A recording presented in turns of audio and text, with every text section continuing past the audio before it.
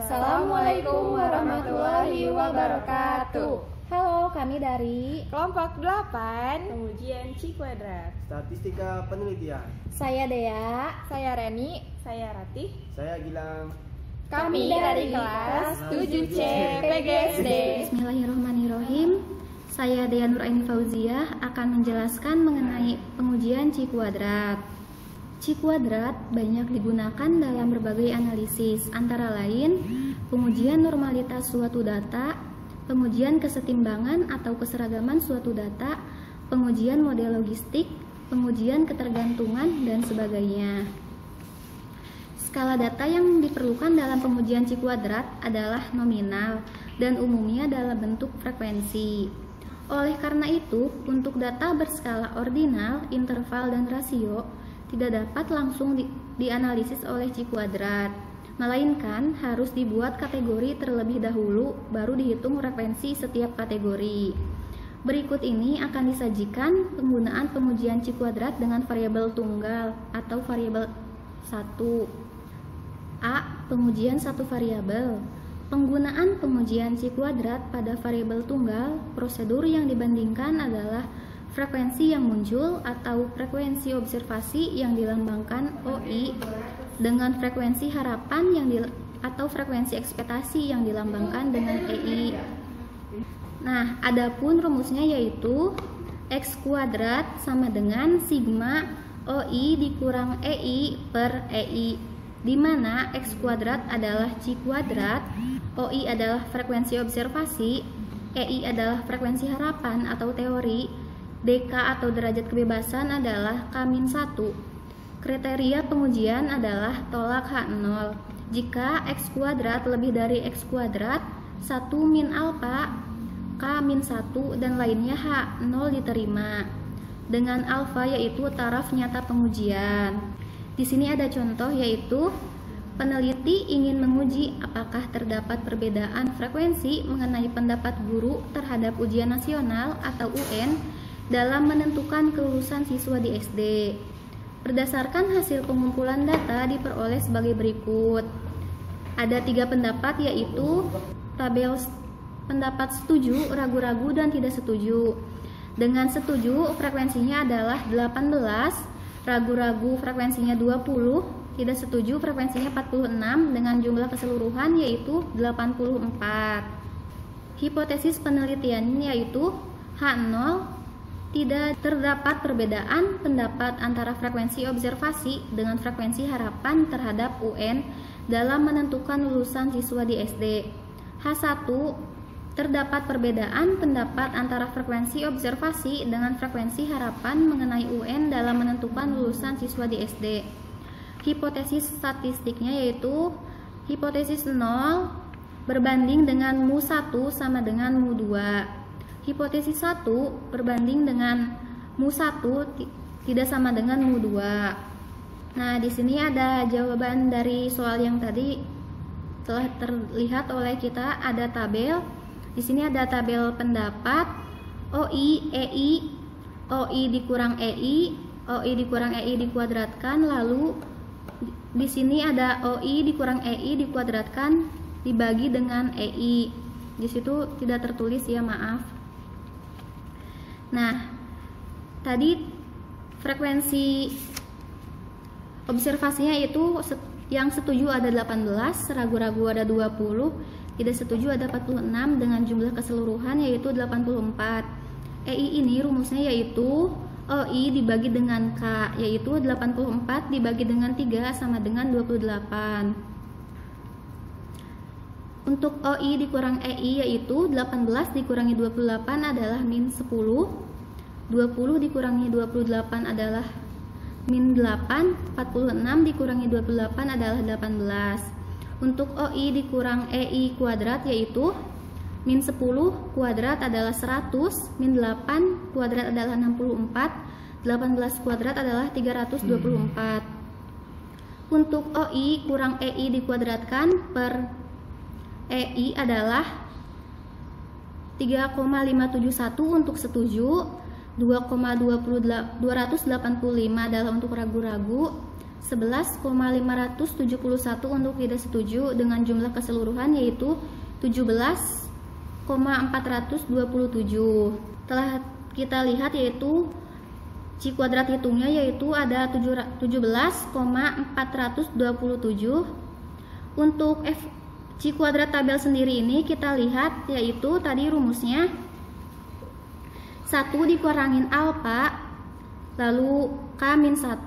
Untuk 1 dikurangin alfa yaitu 0,952.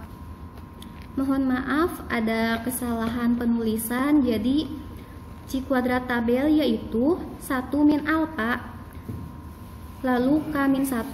1 min di sini dengan alfa-nya itu adalah 0,05, berarti 1 min 0,05 adalah 0,95. Untuk K-1 yaitu 3 dikurangin 1 adalah 2, jadi C kuadrat tabelnya adalah 0,95,2. Nah, kita lihat kenapa hasilnya C kuadrat tabel itu 5,99 ada di sini. Kita lihat tabel fungsi distribusi pada distribusi probabilitas C kuadrat. Di sini kita lihat ada C kuadratnya yaitu 0,95 kemudian dengan DK-nya itu adalah 2. Dapat diambil yaitu 5,991. Nah, kita jadi dapat diperoleh yaitu C kuadrat hitung lebih besar daripada C kuadrat tabel. Maka terdapat perbedaan pendapat guru mengenai pelaksanaan UN dalam menentukan lulusan siswa antara frekuensi observasi dengan frekuensi harapan. Sekian penjelasan dari saya. Terima kasih. Bismillahirrahmanirrahim.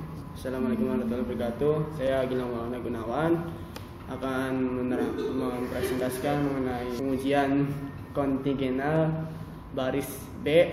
Ini tipe ya teman-teman, dikali kolom atau K lebih dari 2. Analisis atau hubungan dua faktor digunakan daftar kontingensi baris atau B. Ini tipe lagi ya teman-teman, dikali kolom atau K yang lebih dari 2 baris dan kolom dengan menggunakan rumus C kuadrat, yaitu C kuadrat sama dengan jumlah dari baris dan jumlah dari kolomnya dari OIJ yaitu frekuensi observasi dikurangi EIJ yaitu X frekuensi dari ekspektasi atau harapan kuadrat dibagi EIJ frekuensi ekspektasi. Artinya arti dari OIJ ini yaitu frekuensi hasil observasi setiap faktor. EIJ yaitu frekuensi harapan atau frekuensi teoretis yang merupakan hasil perkalian yang menyatakan dengan rumus. Nah, ini frekuensi harapannya, rumus frekuensi harapannya teman-teman ya. Ekspektasi atau EIJ sama dengan NIO dikali NOJ dibagi N. N itu jumlah dari sampel, dan NIO itu adalah jumlah baris ke I, dan NOJ ini jumlah baris ke J. Penggunaan C kuadrat dalam daftar kontingensi antara baris dikalikan dengan kolom.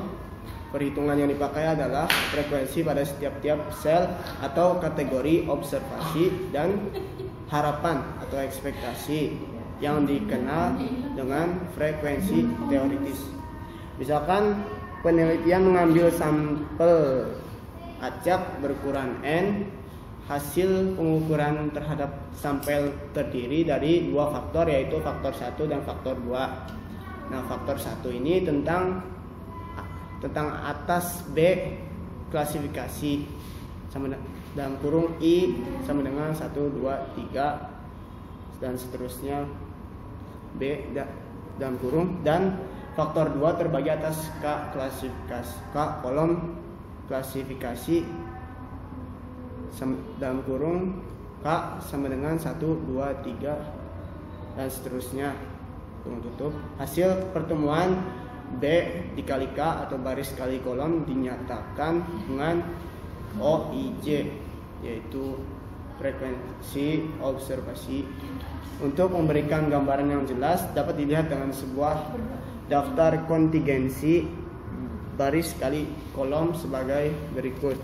Lihat teman-teman ya, ada tabelnya, ada faktor 1 dan faktor 2. Nah, bisa dilihat ada faktor 1 dan faktor 2 dipertemukan di tabel dan dikalikan, dan hasilnya adalah OIJ.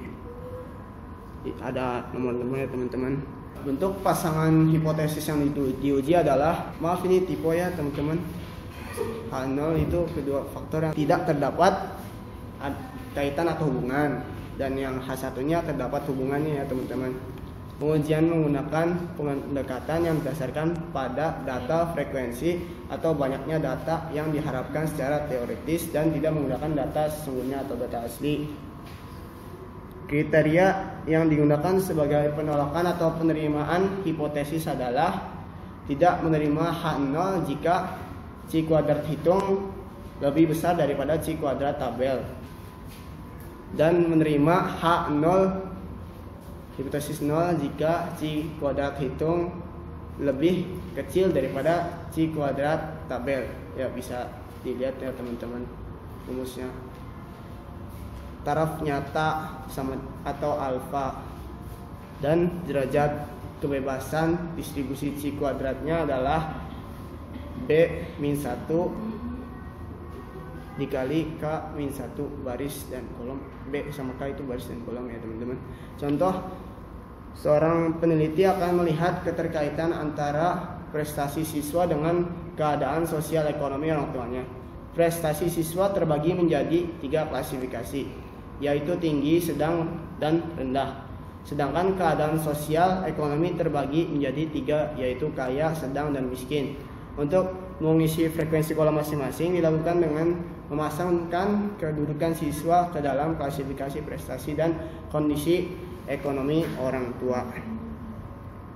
Nah, peneliti mengambil sampel secara acak sebanyak N atau jumlahnya 145 siswa dari seluruh siswa yang berjumlah 450. Taraf uji menggunakan alfa 0,05 dengan derajat kebebasan atau DK 3-1 dikali 3-1 dan 3-1. Nah, itu 3 itu apa teman-teman? Dari 2 yang dalam kurung itu, yaitu baris dan kolom. Nah, H0 atau hipotesis 0 nya yaitu tidak terdapat hubungan antara sains dengan matematika dan hitunglah koefisien kontingensi. Maaf teman-teman, ada typo ya di dalam bukunya, saya lupa mengeceknya teman-teman. Jadi H0 itu tidak terdapat hubungan antara kondisi ekonomi orang tua siswa dengan prestasi siswa. Nah, hasil memasukkan pasangan frekuensi sesuai dengan masing-masing klasifikasi seperti tampak pada tabel berikut. Nah, bisa dilihat teman-teman ya, ada kolom dengan judul kondisi ekonomi siswa dan baris yang merupakan prestasi siswa. Nah, prestasi siswa ini merupakan ekspektasinya, dan frekuensi observasinya semuanya adalah faktor 1, dan kondisi orang tua, ekonomi orang tuanya adalah faktor 2 ya teman-teman. Bisa lihat itu ada jumlahnya. Nah, dalam tabel-tabel tiap sel dibagi menjadi 2, yaitu bagian atas berisi frekuensi OIJ observasi, dan bagian bawah berisi data teoritis atau harapan. Harga harapan atau EIJ diperoleh dari tabel di atas, yaitu diantaranya yaitu E11 sama dengan 46 kali 44 dibagi 145 sama dengan 13,96.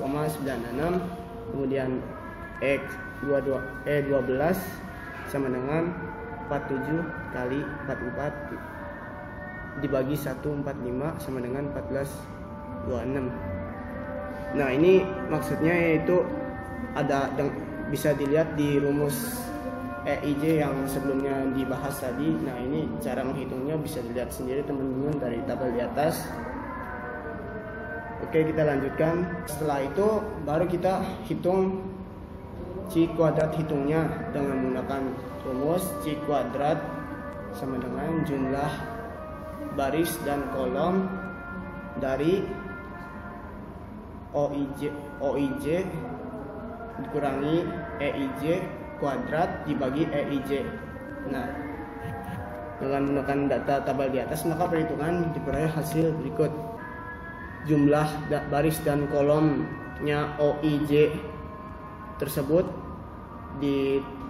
dihitung ya teman-teman dari semua jumlahnya ya. Bisa dilihat di sini ya.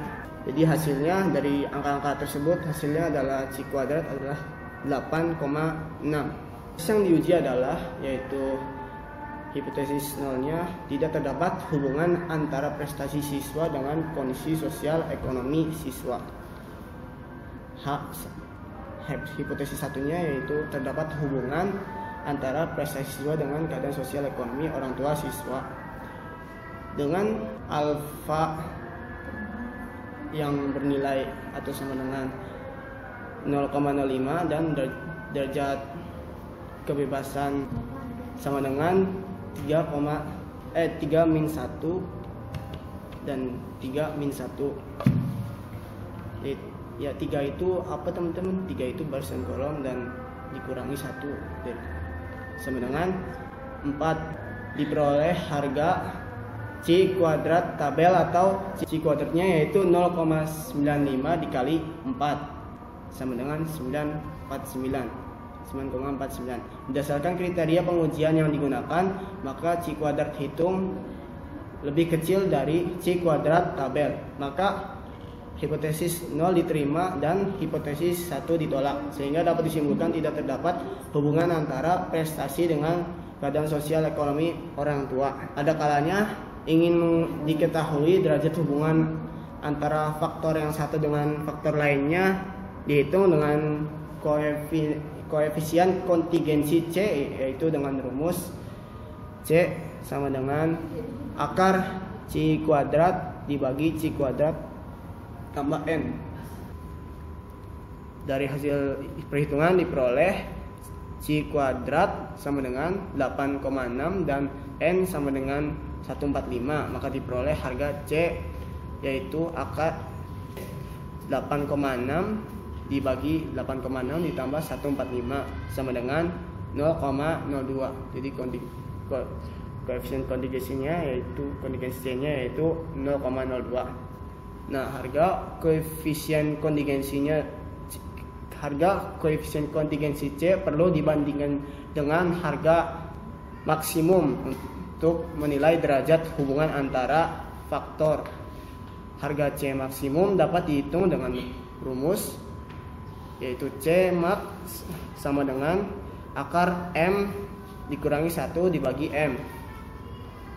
Nah, harga M ini maksudnya yaitu harga maksimum antara baris dan kolom. 3 ya, jadi 3 baris dan 3 kolom, jadi M-nya 3. Yaitu minimum jumlah baris dan kolom. Untuk contoh di atas jumlah baris dan kolom yaitu 3. Oleh karena itu diambil 3, maka C max adalah C max sama dengan akar 3 min 1 dikurangi 1 dibagi 3 sama dengan 0,816. Hasil perhitungan C yang semakin mendekati harga C max, maka makin besar derajat kaitannya antara faktor yang satu dengan yang lainnya. Jadi membandingkan harga C yang hasilnya 0,02 dengan 0,816, maka tampak keterkaitan di antara prestasi belajar siswa dengan keadaan sosial ekonomi orang tua adalah kecil. Dan ini di bawah ini ada latihannya teman-teman. Latihan 1. Kerjakan butir soal di bawah ini untuk mengetahui kemampuan Anda. Mohon maaf apabila ada kekurangannya. Assalamualaikum warahmatullahi wabarakatuh. Selanjutnya adalah pengujian kontingensi 2 kali 2. Pengujian dua faktor dengan daftar kontingensi 2x2 menggunakan rumus X2 yang berbeda dengan daftar kontingensi yang baris dan kolomnya lebih dari 2. Rumus yang digunakan adalah X kuadrat atau C kuadrat sama dengan N banyak dikali AD dikurang BC kuadrat dibagi A plus B dikali A plus C dikali B plus D dikali C plus D. Penggunaan daftar kontingensi untuk ukuran 2x2, maka pengujian hipotesis dengan distribusi C kuadrat menggunakan derajat kebebasan sama dengan 1. Untuk memperoleh hasil perhitungan yang maksimum, perlu dilakukan koreksi kontinuitas Y atas, yaitu setiap harga mutlak selisih frekuensi observasi dengan harapan teoritis OIJ dikurang EIJ dikurangi dengan setengah. Rumus C kuadrat yang digunakan untuk mengoreksi kini menjadi N banyak dalam kurung AD dikurang BC dikurang setengah N dibagi A plus B dikali A plus C dikali B plus D dikali C plus D. Berikut ini adalah tabel daftar kontingensi 2x2. Bisa kita lihat bersama, ada faktor 1 dan faktor 2 yang memiliki dua kategori. Jumlah N terletak di kolom kanan paling bawah. Contoh, ada dua kelompok 1 yaitu prestasi belajar matematika dan kelompok 2 yaitu waktu belajar di rumah. Kelompok prestasi terbagi menjadi tinggi dan rendah, sedangkan waktu belajar terbagi menjadi pagi dan malam. Data hasil penelitian dicantumkan dalam daftar kontingensi berikut. Tabel daftar kontingensi prestasi belajar matematika dan waktu belajar di rumah. Terdapat 12 anak yang prestasinya tinggi dengan waktu belajar pagi. Lalu ada prestasi belajar rendah dengan waktu belajar pagi ada 18 orang. 14 orang prestasi belajarnya tinggi dengan waktu belajar malam. 16 orang prestasi belajar rendah dengan waktu belajar malam. Jika dijumlahkan, setiap barisnya yang belajar pagi ada 30 orang dan yang malam ada 30 orang. Jumlah siswa yang berprestasi tinggi ada 26 orang dengan waktu belajar pagi dan malam. Dan prestasi rendah ada 34 orang dengan waktu belajar pagi malam. Jumlahnya ada 60 siswa. Berikut ini cara perhitungannya dengan rumus pengujian kontingensi 2x2. C kuadrat banyak sel A dengan sel D dikurang sel B dengan sel C dikurang setengah N pangkat 2 dibagi sel A ditambah sel B dikali sel A ditambah sel C dikali sel B ditambah sel D dikali sel C ditambah sel D.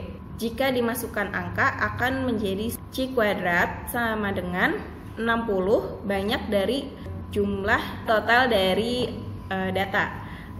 Lalu 12 dikali 16 dikurang 18 dikali 14 dikurang 1/2 dikali 60 pangkat 2 dibagi 12 ditambah 18 dikali 12 ditambah 14 dikali 18 ditambah 16 dikali 14 ditambah 16. Hasilnya adalah 0,068. Hipotesis penelitian yang akan diuji adalah H0 tidak terdapat hubungan antara prestasi belajar matematika dengan waktu belajar di rumah. H1 terdapat hubungan antara prestasi belajar matematika dengan waktu belajar di rumah.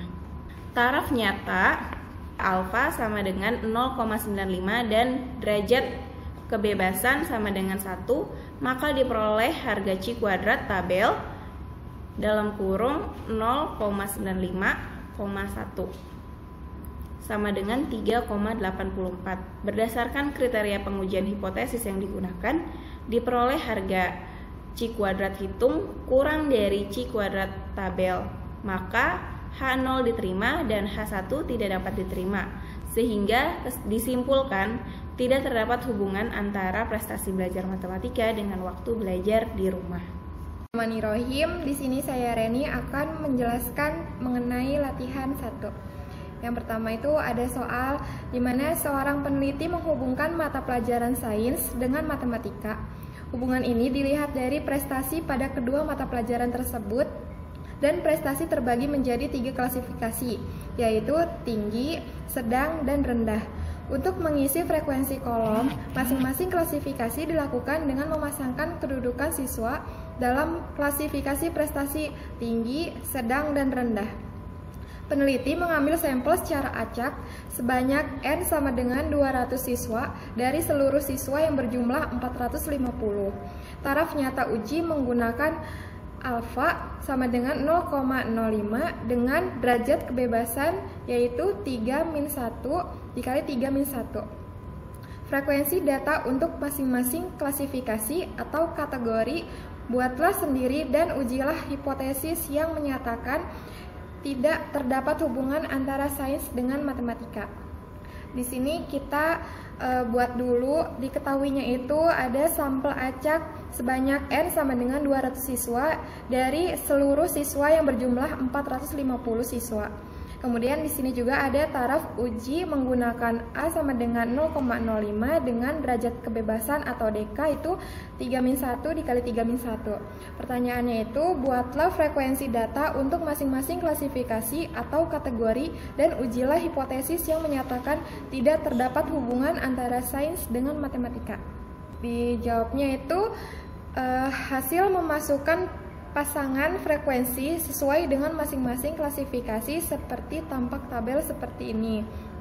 Di sini ada baris dan kolom sains dan matematika, itu ada klasifikasi tinggi, sedang, dan rendah. Di sini itu jumlahnya itu 200 siswa. Kemudian dalam tabel tiap-tiap sel dibagi menjadi 2 bagian, yaitu yang atas yang berisi frekuensi atau OIJ dan bagian bawah berisi data teoritis atau harapan yang disebut dengan EIJ. Harga harapan EIJ diperoleh dari ini cara membacanya itu seperti E11 itu E baris 1 kolom 1 yaitu jumlahnya itu 40 dikali 80 dibagi 200 sama dengan 16. Kemudian di sini ada E baris 1 kolom 2-nya itu 40 dikali 70 dibagi 200 hasilnya 14. E13 atau E1 baris 1 kolom 3 itu 40 dikali 50 dibagi 200 hasilnya 10. E21 itu 100 dikali 80 dibagi 200 hasilnya 40. E22 itu hasilnya 100 dikali 70 dibagi 200 sama dengan 35. E23 itu 100 dikali 50 dibagi 200 hasilnya 15. E31 60 dikali 80 dibagi 200 sama dengan 24. E32 itu 60 dikali 70 dibagi 200 hasilnya 21. Dan E33 itu 60 dikali 50 dibagi 200 sama dengan hasilnya 15. Kemudian untuk menghitung harga C kuadrat, hitung menggunakan rumus seperti ini. C kuadrat sama dengan jumlah baris, jumlah kolom, kemudian buka kurung OIJ dikurangin EIJ, tutup kurung kuadrat dibagi EIJ. Kita dimasukin aja ya yang ada di tabel sebelumnya itu.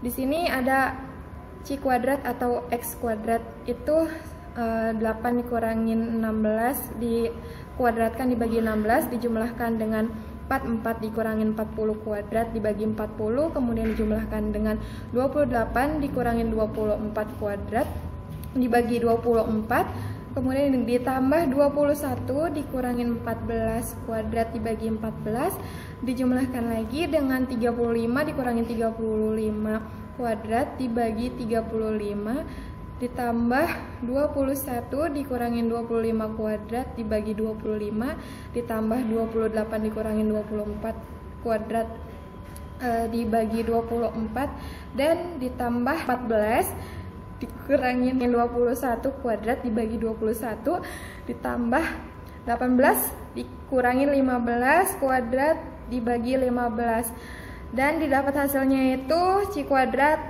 menghasilkan 9,95.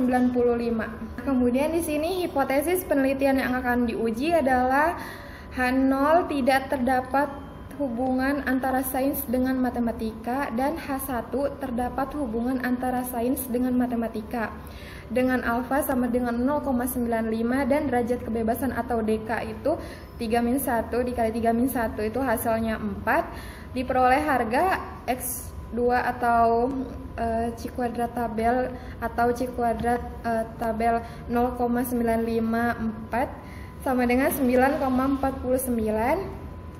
Ya, berdasarkan kriteria pengujian yang digunakan, maka C kuadrat hitung lebih besar daripada C kuadrat tabel. Maka H0 ditolak dan H1 diterima. Sehingga dapat disimpulkan terdapat hubungan antara sains dengan matematika. Peneliti ingin mengetahui derajat hubungan antara faktor yang satu dengan yang lainnya itu dapat dihitung dengan koefisien kontingensi C dengan rumus sebagai berikut. C sama dengan akar dari C kuadrat dibagi C kuadrat ditambah N atau jumlah. Dari hasil perhitungan diperoleh C kuadrat sama dengan 9,95 dan N atau jumlah itu hasilnya 20. Maka diperoleh harga C yaitu C sama dengan akar dari 9,95 kuadrat dibagi 9,95 ditambah 200 sama dengan hasilnya itu 0,015 atau 0,02. Harga koefisien kontingensi C perlu dibandingkan dengan harga C maksimum untuk menilai derajat hubungan antara faktor. Harga C maksimum dengan hitungan sebagai berikut, yaitu C maksimum sama dengan akar M dikurangi 1 dibagi M. Harga M sama dengan harga maksimum antar baris dan kolom, yaitu minimum jumlah baris dan kolom. Untuk contoh di atas, jumlah baris dan kolom yaitu 3. Oleh karena itu diambil 3, maka C maksimumnya itu adalah C maksimum sama dengan akar 3 dikurangi 1 per 3 sama dengan 0,816. Nah, hasil perhitungan C yang semakin mendekati harga C maksimum makin besar derajatnya kaitannya antara faktor yang satu dengan faktor yang lainnya dibandingkan dengan harga C yaitu 0,02 dengan 0,816. Tampak keterkaitan antara dua faktor kecil. Sekian presentasi dari kami, kurang lebihnya mohon maaf. Wassalamualaikum warahmatullahi wabarakatuh. Sayonara.